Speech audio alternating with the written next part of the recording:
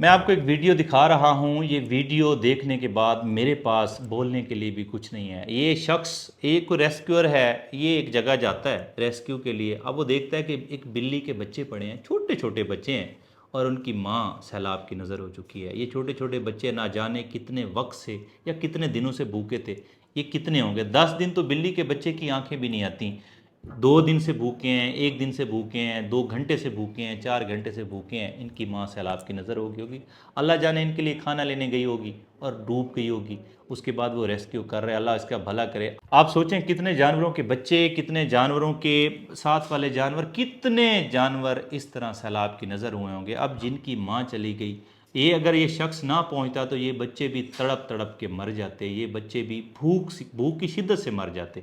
تو یہ جو سیلاب آیا ہے، یہ جو آفت آئی ہے، یہ جو قدرتی آفات ہوتی ہیں، آپ سوچیں ان جانوروں پہ کیا کیا مشکل حالات گزرے ہوں گے جب سیلاب ہوگا، جب طغیانی ہوگی، انسان نکل گئے ہوں گے، جو ان کا آخری آسرا ہوں گے، یہ دیکھ رہے ہوں گے کہ پانی آ رہا ہے، کھانا نہیں مل رہا، جن جانوروں کے سامنے ان کے بچے مر گئے ہوں گے، ان پہ کیا حالات گزرے ہوں گے۔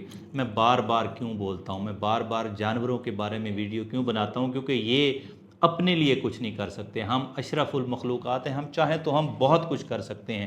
ایسی ایسی دل خراش ویڈیوز آ رہی ہیں، ایسے ایسے دل خراش، ایسے ایسے دل چیر دینے والے مناظر نظر آتے ہیں کہ انسان بس کیا کر سکتا ہے، بے بس ہے، انسان مجبور ہے، لاچار ہے۔ لیکن یہ جانور ہم سے بھی زیادہ مجبور ہیں، انسانوں کے لیے کر رہے ہیں، اللہ کی مخلوق کے لیے کر رہے ہیں، بہت اچھی بات ہے۔ لیکن یہ جو بے زبان ہیں، یہ جو اپنے لیے نہیں بول سکتے، ان کے لیے بھی بولیں، ان کے لیے بھی آواز اٹھائیں، اور ان کے لیے جو کر سکتے ہیں اس کا ایسا اجر ملے گا جس کا شاید ہم لوگ تصور بھی نہیں کر سکتے۔